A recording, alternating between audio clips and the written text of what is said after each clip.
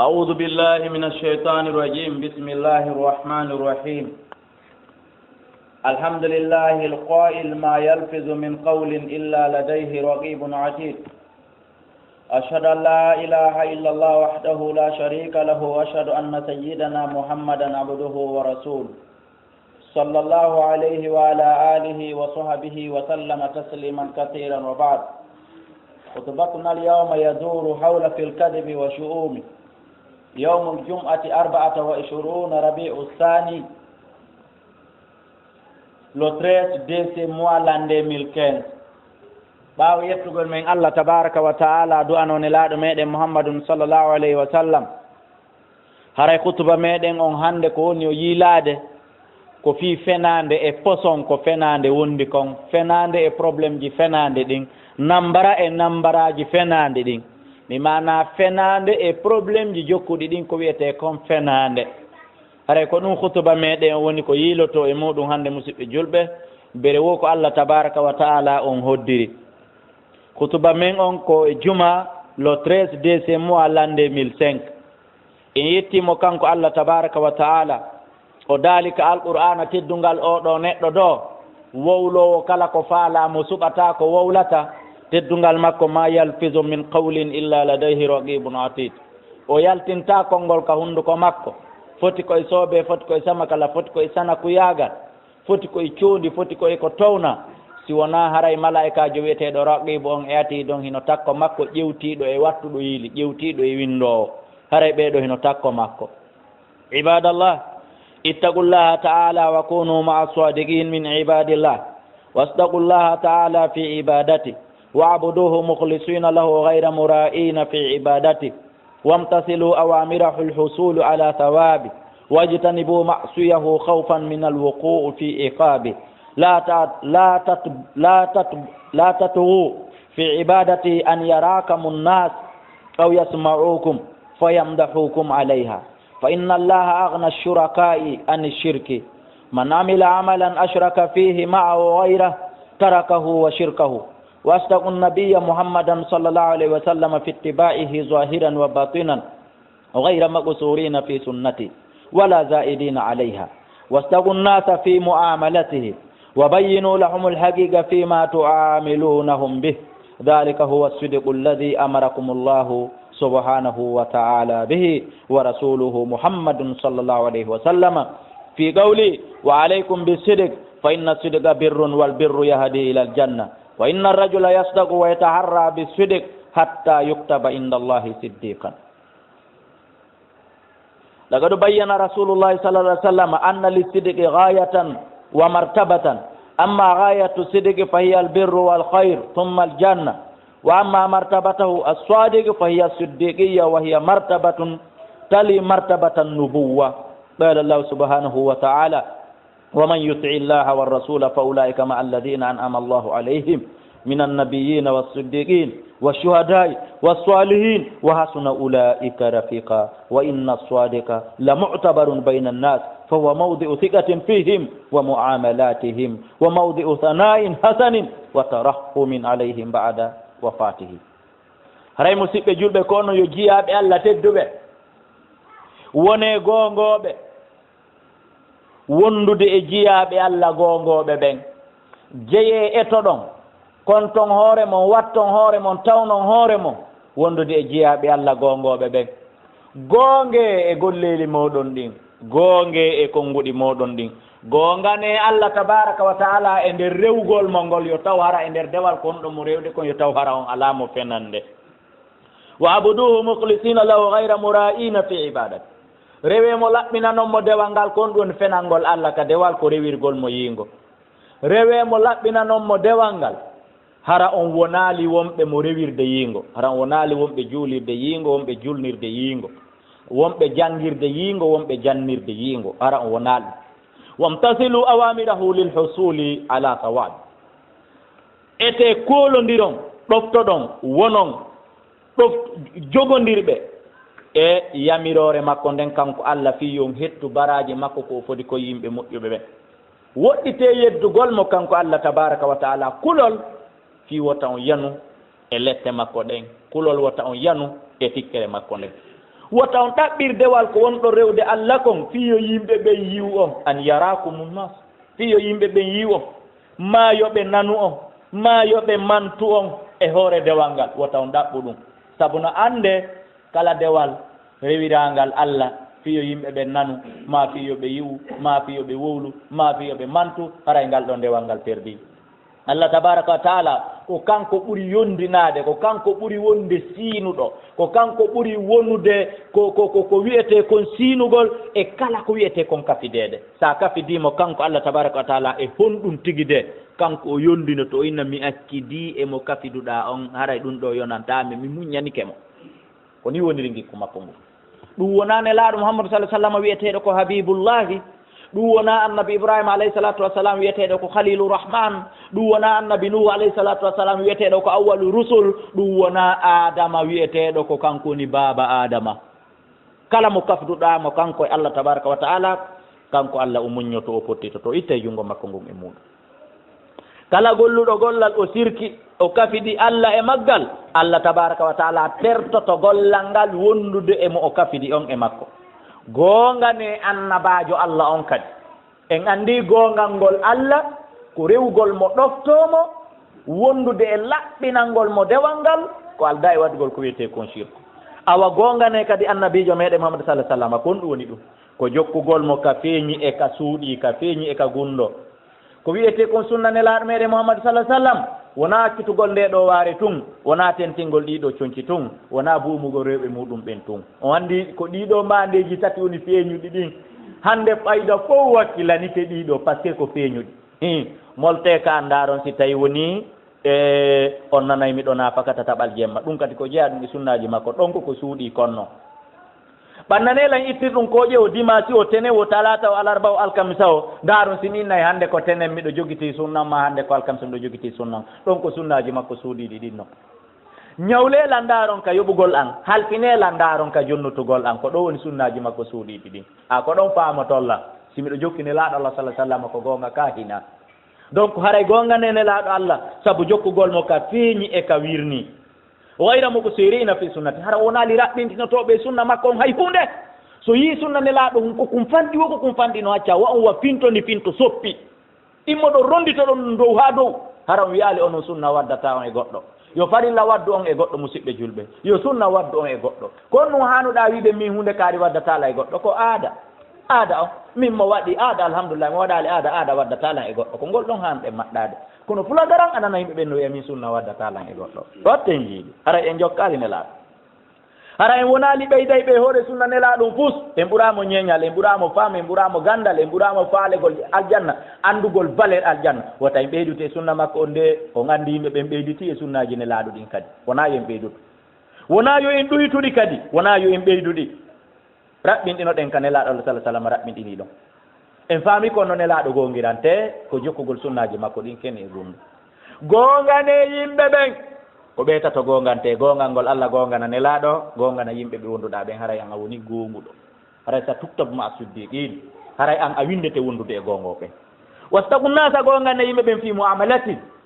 e gollodal maɓɓe ngal wa bayyinu lahumul haqiqa fima tuamilunahum bih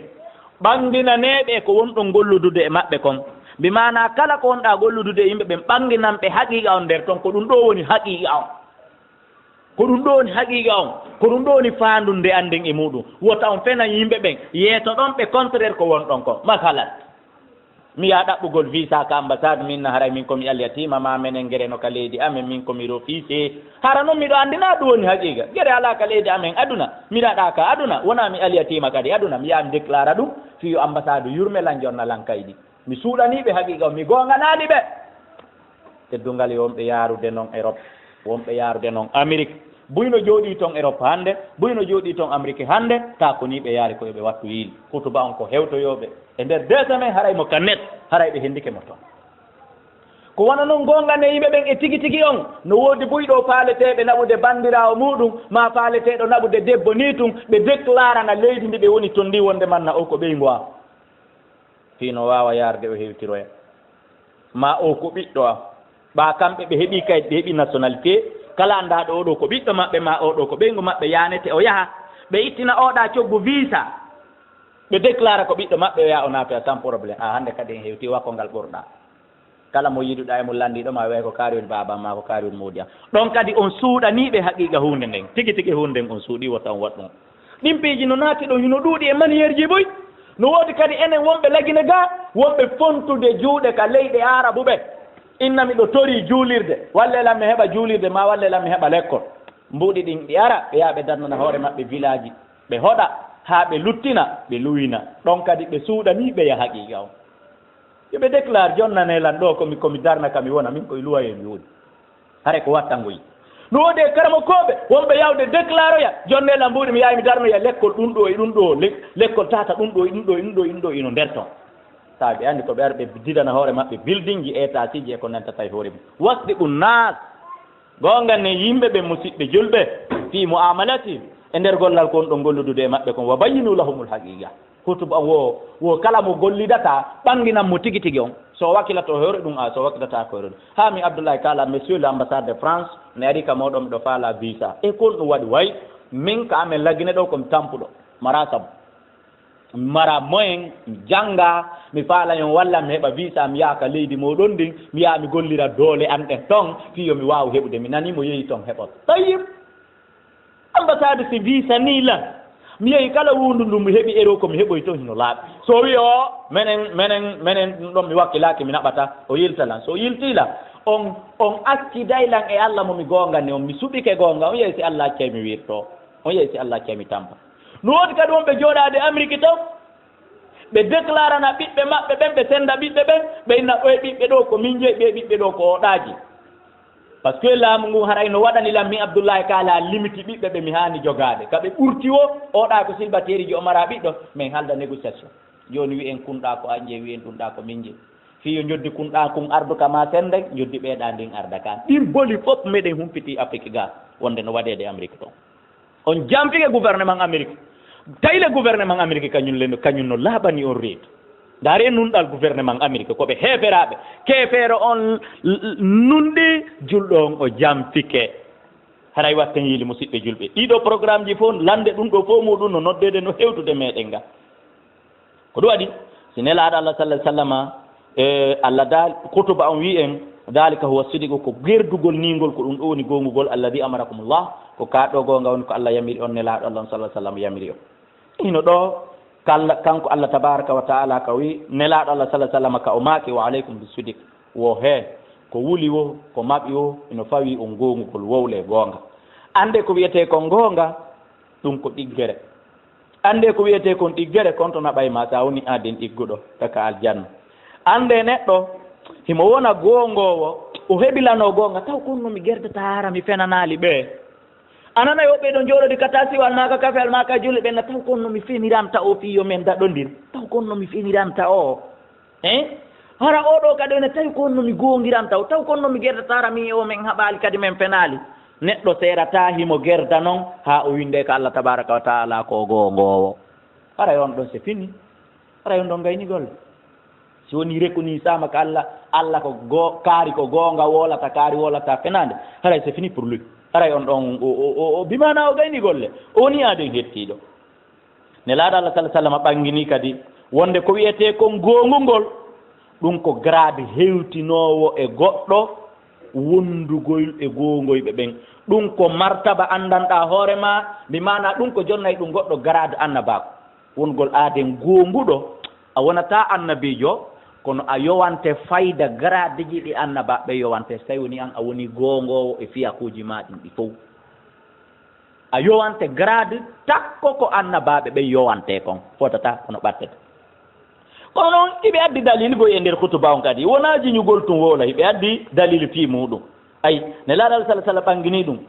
o yiyetike en ɗum hino ɗo noon qala llahu Allah daali wa man yuti illah kala ɗoftiɗo Allah goo war rasula o ɗoftine laaɗo on o gongi o fenali ɗen andi mo ɗoftike ɓeeɗo o wonay wolo gonga o fenata wo fa ulay karay ɓeeɗo ɗoftiɗo Allah e ɗoftiɗo ne laaɗo ɗen andi noon mo feni aray o ɗoftake ɓeeɗo ɗi par ce que ɓeeɗo ɗi ɗo kala no harmini fenande o haray fa ulayka ɓeeɗo ma alladina ɓe yondoye ɓen an amallah alayhim Allah memini e muɗum ko aljanna minanna biyina wondude annabaɓe sabu ko o wowli goonga kanko ɗofti Allah e ɗofti e nelaaɗo wo o wondoyay e annabaɓen e pour talle wona o annabajo nane ko tuba meɗen o ayi wondude e gonguɓe ɓe e yanɓe sahiɗi ɓen e yimɓe moƴƴuɓe ɓen wo ko ɓeeɗo o wondoyta e mum alqur'ana manti o eno kala wakkiliɗo ha tawi ko kanko e ɓeeɗo wondoyta moodi o hasno ulaika rafiqa honno moodi ɓeeɗo moƴƴi wondi ɗum ɗo fof a sababu ko yi wonu gongoɓe leydi men ndi moƴƴay wuuren e jang marsinen ndareɗo goɗɗo ñande goo adden issahu raɓɓuɗo kum ɗo o bonni bonnere ɓaawo ɓe bonni ɓen hino raɗade mano gasa ko naɗo raɗede e hoore toñe en anda ala kulli haalin ɗo ko naɗo raɗede ko ɗon ɓissa on fuɗɗi en andama sababu ɓaawo ton no yirɗen noon ka deftere e nder ko na raɗede kon o ari o tawi goɗɗo no soppi leggal nane goye moƴƴa feeno bani Israil himo saltade noon leggal ngal andi goɗɗo soppa e leggal ngal yana o taƴita kadi baape no e mum o ari wurwururu o haray yimɓe no raɗade lan yande mi torkema accu mi soraka ley baape ma ɗo si ɓe ari wi'aɓe a yaali lan o oye mi fenata wo mi torkema fi Allah walla wo mi wallete goy sorgol ka ley baape an kono noon ko hoore mi fenata si ɓe ari ɓe landaki lan ɓe feƴƴi mi fankay si ɓe ari ɓe wi'i si mi yaalima mi wi'ay mi yii si ɓe wi lan konto mi yiɗa yaara min nayɓe mi yii ha yiɗa soraka ley baape an ɗo sa soray koye hoore ley koydi ɗum ɗo bon oya tomo tomon ni o soray ka o sorata kono o hayniɓe o dogi o sori ande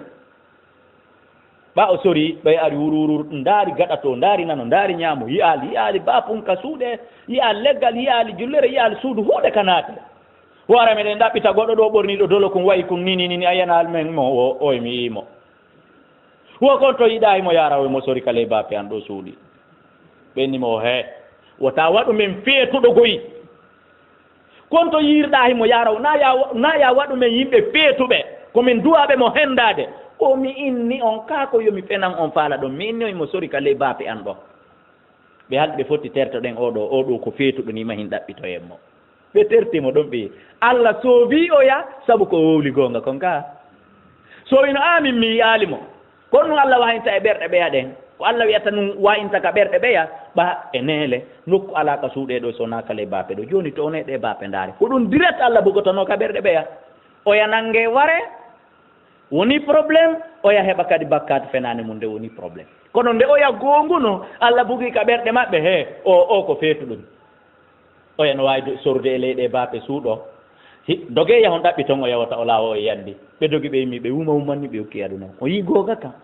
kam ko ni ka sovirta ibnu adama sa feni a sikki a daɗi haray loowi laawaki haray ɗon on a laawike ɗon kono haray ɗa loowi yeeso ɗon a tawa yeeso ɗon musidɓe jul koni Allah tabaraka taala ɓangi wa inna sadiga ande ko wiyete ko ngongo ko wiyete ko ngonga kala mutabaru mbayno nas ko hana ka taskede ko hana ka konsindirede hakkunde yimɓe ɓe enen noon penala no iwrude dow penale no iwrude ley luttit yoni tum fenande wotere o tata luwa way lorde lagine haaldama fottama ko pays laïque c'est à dire si wiyama pays laïque simiɗo faalami buumoto mi yakale ko goɗɗo lantakola simiɗo faala mi tiggo mi yakale ko simiɗo faala mi waɗa mini mi waɗa body mi yakale ko simiɗo faalami ɓorto mi yakale ko dans les conditions normales si wiyama ko pays laïque ɓeɗo fof koye tertenade joni noon e nder ɓeɗo woɓɓe terte naata woɓɓe wiye a ñortay si naata fenande nden nde waɗama ɗon an ho nde wawi wurde nde jippori lutti e nden ɗon tunno yonino tawi e nder Amérique kañum wurɓe toon ɓen ko honɗum wiye wonde man a yiya buumiɗo si naatedi ari ka l'école no naatde goɗɗo wiyatamo ŋetti goɗɗo ɗe balɗe ɗo suka meɗen mo suka meɗen pullo Fuuta sokama Amérique 3 mois tawi ma sababu kon ɗum woni ko sabimbini ko sokkimo kon 3 mois jiwogorejo makko hiɓe yaade ka l'école e nder koɓe yahata kon tun o pooɗi tiggare jiwo on ñorti seeɗa tawi walanaki jiwo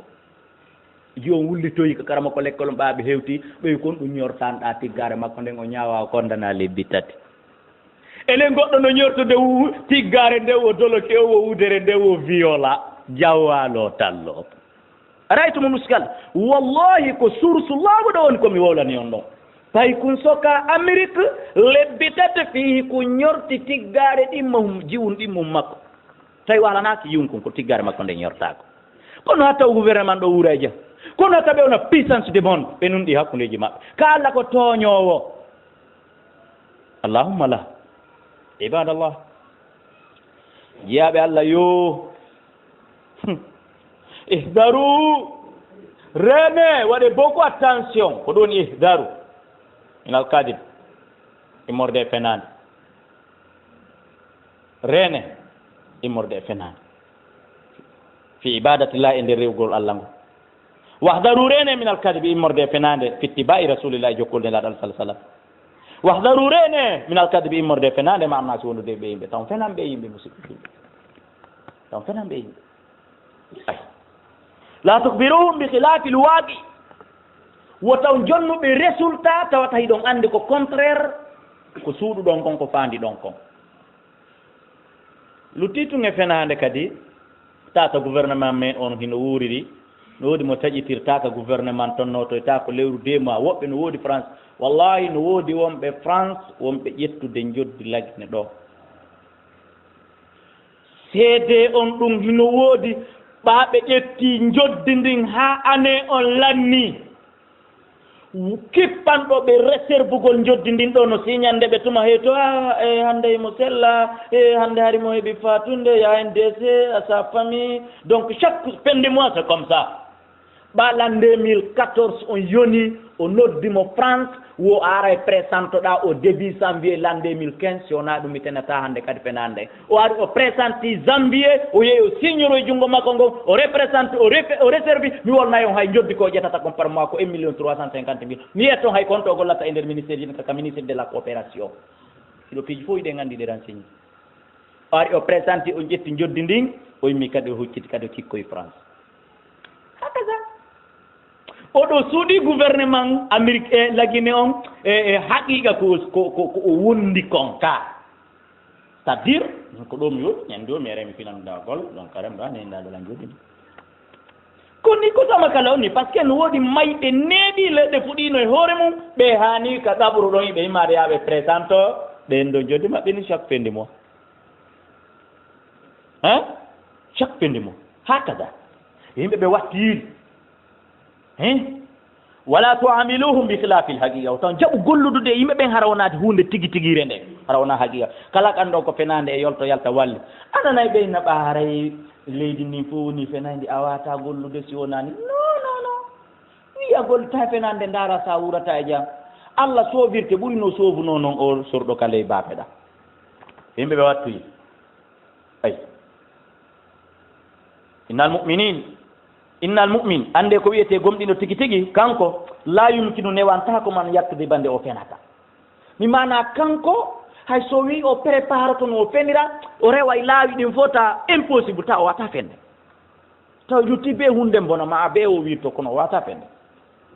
liannal kadiba ene so salil munafiqin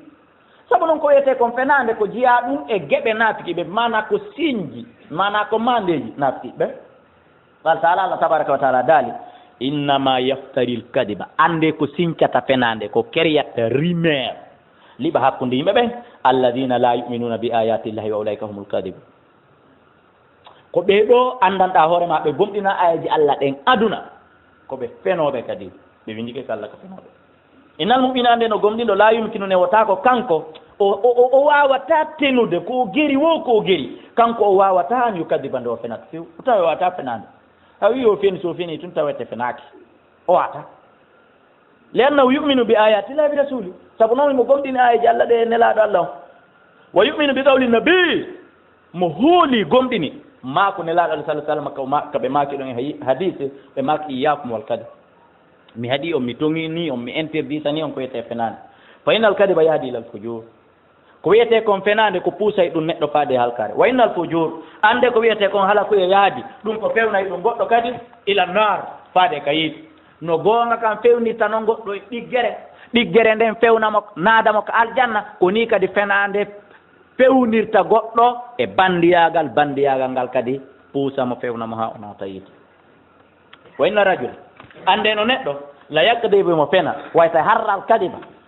o eɓɓindano fenade nden hatta yuktaba ha o lanne windede indallahi kalla kaddaban fena o few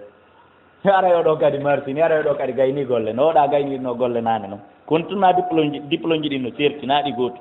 oɗa gayni golle kon tun diplôme ji ɗi nanda yaada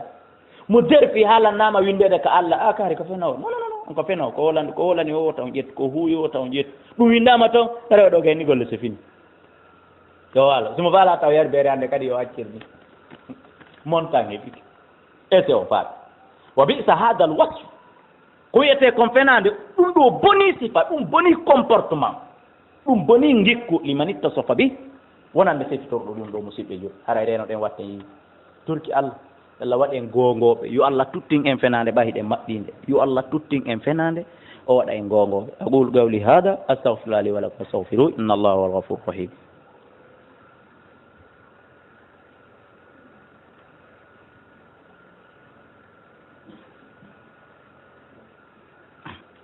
alhamdulillahi rabbil alamin alhamdulillahi waliyus salihin ashhadu an la ilaha illallah wahdahu la sharika lahu wa ashhadu anna sayyidana muhammadan abduhu wa rasuluhu sallallahu alayhi en yetti Allah giɗo gomɗinɓe ɓen giɗo moƴƴuɓe ɓen giɗo fewɓe ɓen giɗo gongoɓe ɓen en yettimo en mantemo en jarnimo en mawninimo en settike ala reteɗo si wona kanko e haqiqa en settike jiyaɗo makko wiyeteɗo muhammadu on wonde ko onelaɗo makko ko jiyaɗo makko ibadallah kono jeyaɓe Allah innal insana al aqila la yanfiru an yaqula lahu bayna nnasi ya kaddab kala aaden neɗɗo marɗo hakkil haray himo añi haray o évitay haray o pottitoto tawata nde yimɓe ɓe noddiraymo he ko ayo feno e andi fenoru ndu kala aade marɗo hakkil o riway nden jamman nde ɗon e makko o jaɓata nde wuuro e makko kala tawɗo wakkilike yo laato ko feno jingano fenande fenay jingana fenande ray ɗum no hubbini fa kayfa yuqirru an yuktaba inda khaliqihi kaddaban konno o jaɓirta en tant que musulman konno o jaɓirta yo winde ko Allah ko feno par ce que ka yimɓe ɗimmo e makko ɓen signe ko feno o ko ɗum Allah signata kalamul nas aglamul malaika ne moƴƴa konnguɗi ko yimɓe ɗimmo e maɗa ɓen goreɓe ma kon ko ɓe wiya e ma kon ko ɗum woni karambi malaika ɓen ko ɓeyɗa woli o ko ɗum ɓeyɗa windata kalamul nas kalamul malaika hakada qala al ulama yomiraɓe ganda ɓen ko ni yewte annoyiɗen hoɗiri ko kaare ɗo min fof meɗen fottani a wujja min fof meɗen fottani a jatoto rewɓe ɗi kawtal ngal min fof meɗen fottani a fena min fof meɗen fottani a mara konngol a mara haaji min fof meɗen fottani ɗum ka joɗɗa ɗo ay tani yoɓan est ce que haqqille jaɓay an yattahida al mu'mina al kadaba makiyata est ce que haqqille jaɓay yo gomɗinɗo jogo fenande métier haqqille jaɓata ɗum ka kala jogiiɗo fenande métier il n'est pas un mu'minan mo wawi wonde muslim simple kono ndi enen en mamtoro muslim moi je suis muslima komi juɗɗo min kaka nder dina mi jibina anday ɗum ɗo wona goɗɗum muslim simple ko grade plus léger on noon no wayi wo militaire jo gonati ka l'arme way o heeɓi agrément makko on immatricule on o heɓa joddi makko no fende mois o heeɓi teniji ɗiɗi ko sansora o heeɓi ceenuwa ngal kono ko omdera daradu hunde yo hakkewre ɗo kala mo yiiɗi kanko komo ɓiƴanta tu woni ɓiƴanowomo ala o no wawi man torde min komi militaire si wiyama officier no noddita janggori ni o nottako sous officier no noddita o nottako si wiyama omderan o wiya présent kono o mari ko manto kono o mari ko girdi girdino ko sertiri e civil ɓe wo ko teni bajjo ko ɗum wiyete musliman watteyil li suluki fi yo ɗum wonu laawi makko ɗin aw min hajan li hayati ma fi yo ɗum wonu laawi gurdam makko ɗan o jaɓata agar kana al kuffaru fi kufrihim wa ahlul jahiliya fi jahaliyatihim la yamtatawna al kadib wa la yattakhidunahu manhajan li hayatihim aw bulugha marabihim wo jahili ɓen fewndu jahiliya e heɓira ɓen e nder keeferu maɓɓe ngun ɓe jaɓata yo fenande nde wonu stature maɓɓe ɓe jaɓata yo fenande nde woni symbole maɓɓe abadan ko goonga ko iyal ɓe waɗata ino ɗo nde riis firti ko ɓe haldi kon kamɓe hooreɓe nasusin kamɓe hooreɓe jani ɗin hino ɗo ko riis firti ɗum ɗon kon ɓe beebini embargo e maɓɓe e bimana hella ka économie ha hande ɗo tawi ko 5 000 francs suisse duwano heɓude mbuuɗi maɓɓe ɗin ɓe liɓiɗi ha tawi joni ko 10 000 francs suisse wata heɓude ɗum ala fin de compte internet ji ɗin addani kala bonniɓe ɓe message wonde président Poutine jaɓi négociation à partir de le 15 février wo jippitoto yo accu ɗon jogiiɓe netto on fof no anndi message on ari hanki président Poutine o jaɓi jippitagol à partir de 15 il prêt pour les négociations olanema olan ɗo kaka netti ittude ɓeydana message ɗo par ce que ko goonga kanka woni karewa ndaare ɓeeɗo goɗɗo no fena ɓe ɓijamo haa wara e fenande min mi julɗo ɓi julɗo an a julɗo ɓi julɗo mi fena mi jingana fenande bambalangi hori ɗum yaata ko to ceerno watte yi eyno ɗo adden issa on haada Abou Soufiane en ɗo Abou Soufiane a bande musulman ka wonno keefeero ذهب قبل أن يسلم قادي وسلم ده ويهون في ركب إن رسته من قريش إمر ده قريش تجارا كوميرس به إلى الشام فاد الشام فلما سمع بهم هرقل با هرقل ملك الروم land Rome c'est le premier puissance ce jour là ko jiano do burno do marde dole e ndeñan bawnani Abou Soufiane yaabi don Abou Soufiane ko siddo wona do yede ko nelaado makko to noddimo bata ilayhim li yas'alahum an nabi sallallahu alaihi wasallam o noddimo invite mo yo arbe yida fiyo tefifi o wi'aado ko nelaado moƴƴa ɓaawo heɓata ko laaɓi ɓuri jungo o wi'eteeɗo Abou Soufiane ɗo par ce que ko ɓe partenaire ko ɓe gore ko ɓe kawtal ko ɓe musidal ko ɓe nder suudu ɓaawo landike Abou Soufiane ani nabi fi nelaɗo sallallahu alaihi wasallam ɗaaba Abou Soufiane fa wallahi lawla alhaya'u min an ya'thiru alayya kadban la kadabtu anhu aw alayhi wo bon hirgal si tawino na kulol hersa fiwota ɓuray si humpito mi fini ɓaymi ɗo pellitism fini mara sadaka yaltay si tawino na kulol fiwota yimɓe am ɓen ɓuray si humpito mi finino mi fenayno hoore makko mi bonna inde makko kono kulol o andina kulol Allah woni accirde ko flagrant mo laɓɓini ko kulol ta yimɓe ɓen anndu ko o fenoowo wo kono kulol ta yimɓe ɓen hutolan kulol ta yimɓe ɓen anndu komi fenoowo ko ɗum hatta mi fena hoore makko e ne on haa hannde mi yiraali mo fenaande mi yiraali mo nguyka mi yiraali mo jokkugol debbo goɗɗo minen tigi komin jammunoomo ko Mouhammadoul Amine ko Mouhammadou hoolaaɗo ko wiima ko huri ɗum min yeddimo kono non ndena ɗum ɗo mi faalanoomo wolde kono ɓaasi mi fenaniima ɗo yimɓe ɓen humpitoto ɗum ɓe hutola ndaare keefeero no huli huteede keefeero no huli fiita feeñu o meeɗi fenude an a julɗo ɓii julɗo naa gomɗinɗo goy an a julɗo ɓii julɗo a hulaali fiiwota nan hiɗa feni kenen ngoo no waawi wonde en imam jo kenen ngoo no waawi wonde mawɗo suɓaaɗo e quartier on waɗa wiya an kawni hoorejo am kawni représentant men fof a huɗata fenugol sadiqi ka man sadaka kala man saddaqaka jaatigi ma ko wowlanɗoma goonga na gonginɗoma ko berɗe ɓatti o hatta nawnuɗo fesa ko ɓerɗe ɓatti o si a Moussa ma fesay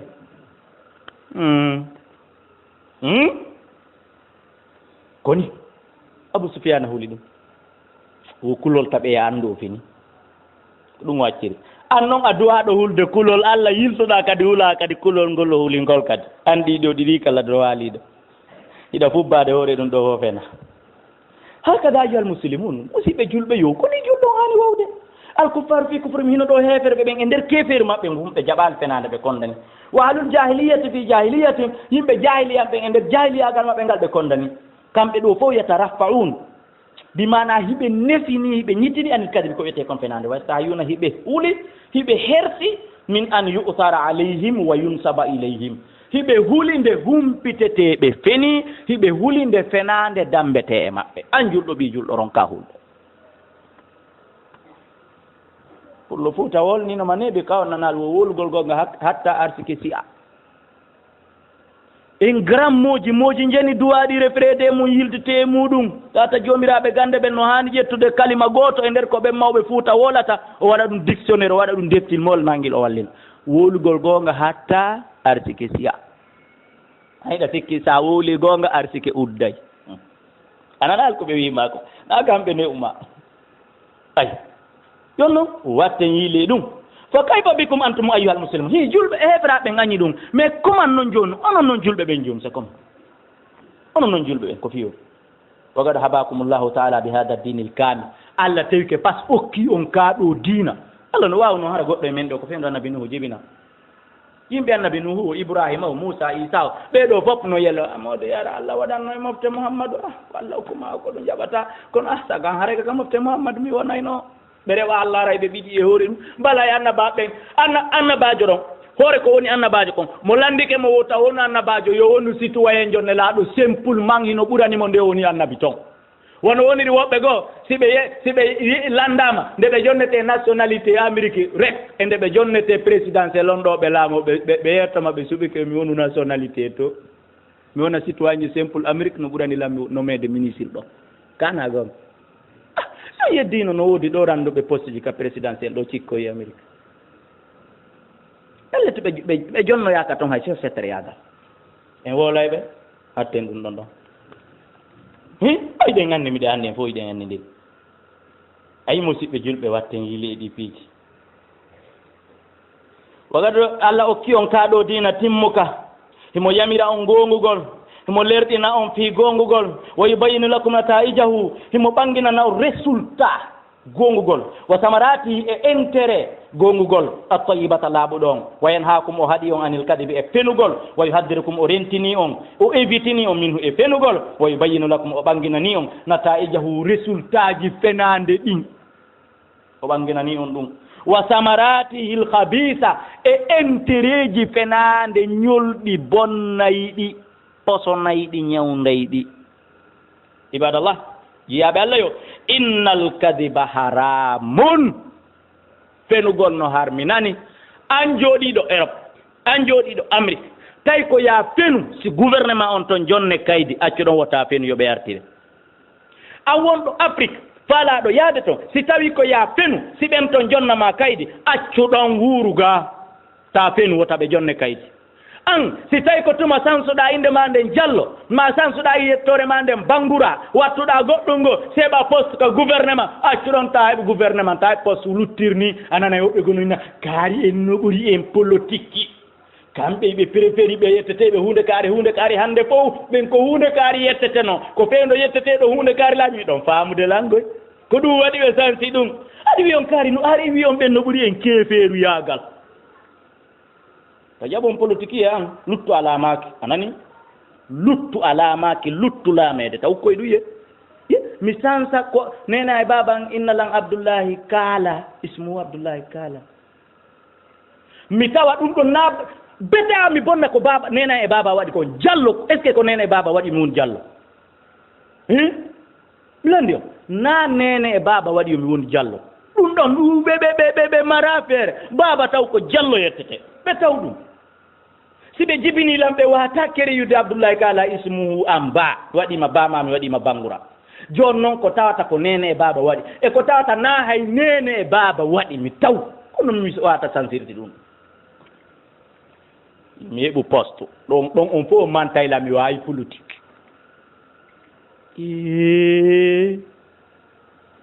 yo wa in lam yakun fihi aklun li mali l gayri bil batil way tawi fenande wondali e ñamugol jawle yimɓe ɓen ma wargol wonki o haare fenande nden nde boni nde harmi nde lorre jommayre na vraiment kan si woni fenande nden nde yaadi kadi ko fenugol fiyo goɗɗo lorde ko fenugol fiyo goɗɗo jatte ko fenugol fiyo dewgal helu ko fenugol fiyo fiyo inde goɗɗo bonu tun ninamani daro fena tun woɓɓe kayiɗaɓe o ko ɓe hebilli tun ko honno mi wata bonnirde inde kaari kono mi no woodi woɓɓe tawɓe kaɓe jooɗi ɗon wona ko maafinuɓe kono Allah jaɓirta dewal maɓɓe ngal yiɗen anndirigoy tata ko position tun ɓe ɗaɓɓani kaari ko ɗum tun ɓe habbitanimo taw kon toon heɓan taw occasion hum kam yolliramo taw kon toon wata heɓande occasion fiino iwra e poste mo woni o wandi woɓɓe si weltike hola e piiji ɗi fof ɓe maɓɓe ɓen nanora ɗum allahumma ajalna mimman yastami'una alqawla fayattabi'una ahsana yalla waɗi e jentotoɓe konngol ngol nana moƴƴere ko woni tonko pottito kala contraire ɗum ko woni tonko torki Allah yo Allah dandu en windegol ko Allah fenowo yo Allah arsuku en gongugol ha winde den kala tabaraka taala wonde ko en gongowo kala ka gonga kan yaari yo Allah yidin en jokkugol ka jingana ka kala ka fenane den yaari yo Allah kanina en o nyidina en o newina en pottita golka o newina en hoynu golka o danda en sembingol nde kayre fenande yo Allah dandu en fenugol yo Allah dandu en fenegol e hore mum yo Allah dandu en masibo penale fenetede den sabu da wawi ide a fenata Allah walla ma kadara fenale hore mum kono oda fena e hore oda dum nambara dum don on yolloda don yo Allah dandu en fenugol yo Allah dandu en fenegol e hore mum yo Allah dandu en nambara penale wonade fenede den torki Allah yo Allah tuttin muslim alam on fow na julbe lagni tumi du'anto denda nangal julbe koni e aduna Allah yo Allah tuttimbe fenande bal hay heferaɓe mi torki Allah yo Allah naaduɓe ka diina Allah taɓe luttuka kefiru Allah eɓe naatu diina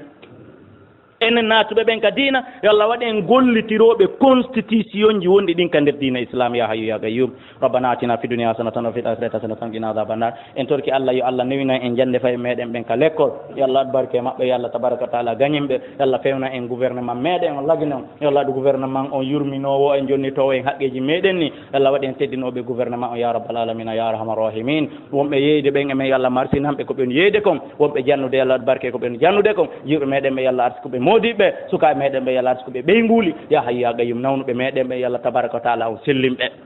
yimɓe men wonɓe ka yaas tawata honno wiyete kam mi naata joni mi noddama anini miɗo ka aéroport Angola ɓe jettuno passeport on hanki awa hande kadi joni ɓe landike lan kadi o komi junnutuɓe mbi avion ɗo tori do an kam mi naata ɗo mi hendi on appel on ɗon nodduɗo en ɗon e dendanangal ɗimmo e makko ɓe fof si tawi natoygol Angola he noon dani ɓe moƴƴere yo Allah yiilu joɓɓe kaydiji ɓen fewtina e accutangol ɓe laawolngol ɓe naata allahumma adkhilu mudkhala sidiqin mubarakan si tawi natoygol toon moƴƴanaɓe Allah newinanɓe ɓe arta ka moƴƴere maɓɓe nde wonɗo ya hayyu ya gayyum rabbana atina fi dunia hasanatan wa fil akhirati hasanatan qina adhaban nar wa akhiru da'wana alhamdulillahi rabbil alamin numéro téléphone ko 628 60 53 09 même numéro areba 664 même numéro Celcom code don 657 même numéro Intercell 631 ka Facebook et ka YouTube ko abdoulaye kala@gmail.com wallahu a'lam.